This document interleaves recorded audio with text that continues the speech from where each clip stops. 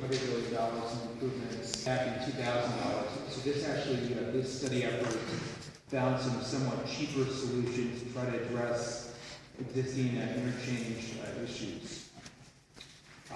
The combined cost of improvements 1 and 2, which are the northbound and the southbound issues with South Crater Road, to relocate this ramp road to South Crater, and then make the improvement here at County Drive down to the north, would total $33 million, and basically would open up this area right here to maybe some potential development if the city so chose that. And then the flyover ramp is $92 million for the movement from I-95 northbound to I-85 southbound. Again, the total of all three improvements, $125 million. There would be some potential to break them into smaller projects, which maybe could be smaller projects in the state's 6-year plan. This has just some potential ways that could be done, would not have to be done in this way, but I just want to make a point that it's not like you need $125 million to do anything. You could maybe do some things with some smaller pieces of money. Right now, basically, VDOT has responded to the May 2014 request from the Tri-Cities Metropolitan Planning Organization. They said that no regional funding was used for this study.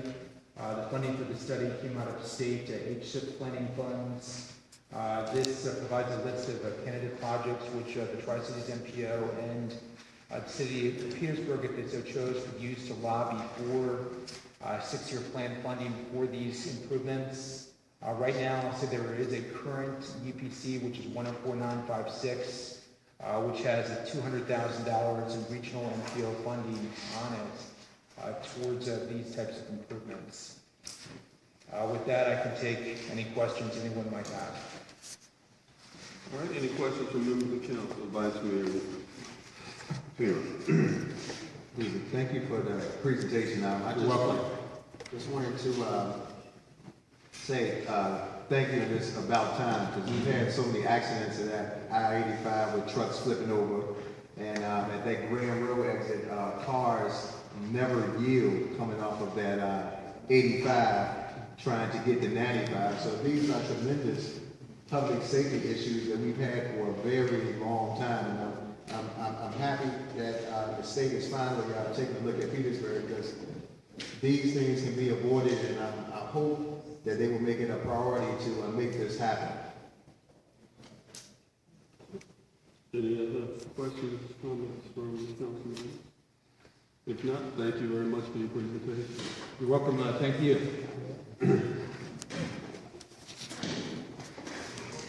Item 5F, presentation by Pamela Harrison, Commissioner of Revenue, regarding the process of obtaining a business license. Ms. Harrison.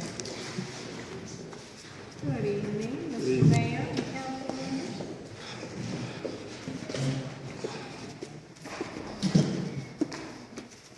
We're excited when anyone comes and wants to open up a business in our city of Petersburg. And along our department, along with other departments, have tried to streamline the process, because we get complaints. We don't get very many, contrary to what some people think, but we do get complaints. Do I have to do all 7 steps? Do I have to go to each department? It depends on the type of business that the business owner is attempting to open, as to whether they have to follow all the steps. We've streamlined it to 6 steps, and quite often all 6 steps are not even required, because everyone doesn't need a health permit. Business license information, we have put this information on the website, so we have made some changes and are being more informative to someone. Should they come to our website, they will have more information. Anytime a business comes to the city and wants to conduct business, they have prerequisites. They may need a zoning permit. They may need to register their assumed name if they're going to give their business a name. Health permits may be required, any city permit or state certifications. Because we are regulated by city ordinances and state code, we are required to ask for state certifications, state licenses in most states. I want to apologize because we have made some corrections. If you're looking at your handout that you may have gotten previously, there have been a few corrections made. There were some spelling corrections, and we made a few changes on slide 4, on this slide, because we had more information than you really needed for this presentation. Business license taxes are normally based on gross receipts. If someone comes in and they want to start a business, they have to estimate how much business they think they're going to do. And of course, that's difficult if it's their first year, but we work with them, and we can't tell them how much to estimate, but we can give them an idea as to how to come up with an estimate. The applications are issued in January. We mail them out in January for those that are already in business, and they have until March the 1st to renew them without a penalty. This information will help someone. This is what is available online. Will help them know exactly what they may need to bring with them. In the past, they didn't find out about this until they came to pick up their business action form. So now, the business action form has been redone, and this information is available. All they need to do is just take a look at the information that they might need, whether they need to go to the state and get a state contractor's license, health department to get a health permit, building inspections, fire inspections, beauty shops, barber shops need their salon license. These are quick links. Now, these are very helpful, especially the one at the top. If you want to check that one out yourself, businessonestop.virginia.gov. It helps the new business owner as far as information that's helpful to them to go to the Internal Revenue website to get an EIN number. Excuse me. It's a good guide for a new business owner. DPOR is a regulatory office in Richmond for contractors, plumbers, electricians, beauticians, barbers, and of course everyone knows who IRS is. The SEC is if you want to register your corporation or your limited liability, your partnership, and so on. Now, I don't know if you can see these very well, but this is a graph, a breakdown of what exactly is needed. Your business action form, home occupation permit, trade name, it gives you a contact person and a phone number, or an office, contact office and a phone number, as well as any fee that you might incur. Some of the fees vary, so we couldn't put a fee there because they may vary depending upon the exact business that you are in or interested in opening.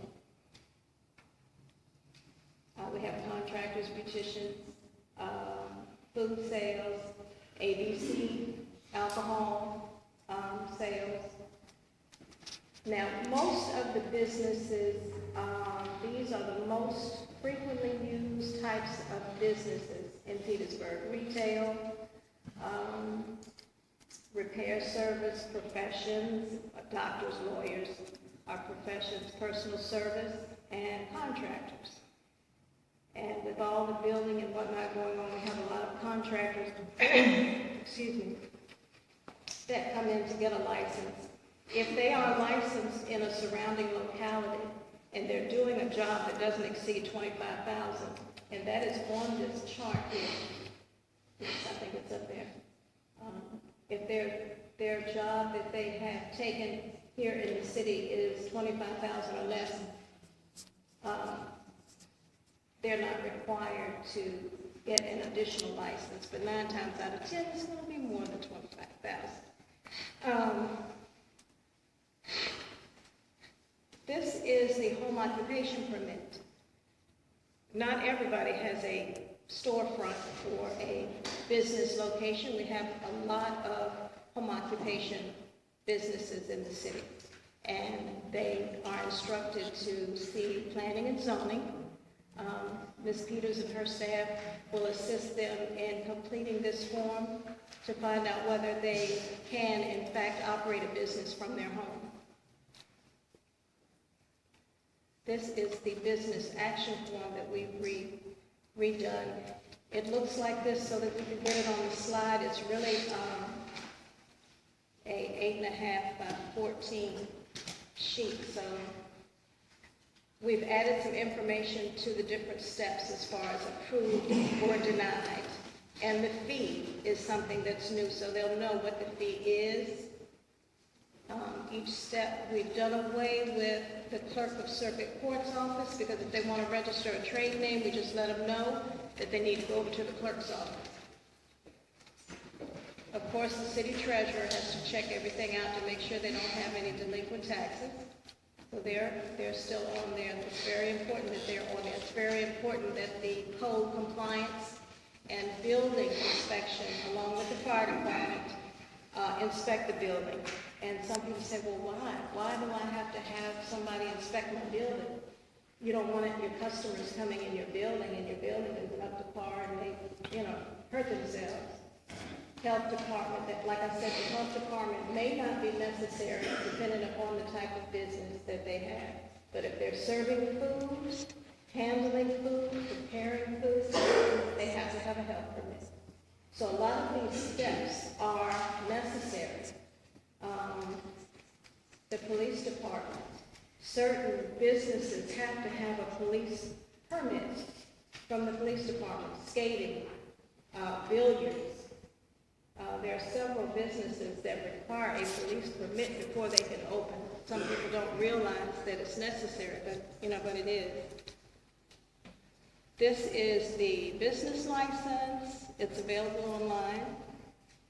And the dates are on there, expiration, the type of business, the code, their mailing address. Sometimes the mailing address is different from the business address. These are some of the changes, and we're still working on some things. We have a flyer that we're working on to give to persons that come to our county, showing the different things and the different offices that they have serving. The business action form has less steps. The guidelines we've revised, and we have links to the forms on the website. Applications are available on the website. I showed you the links. But our staff and all of our city departments are working hard. I apologize for my voice. I think I'm coming down with a cold. We are working hard to, along with ideas from the public, because I do have persons that come in my office. I ask them to sit down. Let's talk about it, because sometimes people do get a little upset and a little flustered. So they sit down and they say, I wish it was an easier way to do this. I went to Richmond and I didn't have to do this. I went to Chesterfield and I didn't have to do this. But in the long run, they realized that they did. They didn't do it the same way, but they had to provide the same information because, it's required. But we're doing everything we can to streamline the process. I have our license inspector here as well, and I think we've got representation from most of the departments here with us tonight if you have any questions. Excuse me. Any questions from members of council? Councilman Hill? Yes. I'd like to commend your office for doing such a superb job. I'm glad that it's online. I was the one that asked a question about if there was a quicker way, and just basically a statement rather than a question. I wish you had this 15 years ago when I was opening up my business, because And we're happy you're still here in Petersburg. yeah, I'm still here, yes. But I think that by being online and by a new business person's first opening up their business, they don't know all these steps and things. But at least this will give them a guide so they'll know where they need to go and whatnot. So I commend your office on such a superb job. Thank you.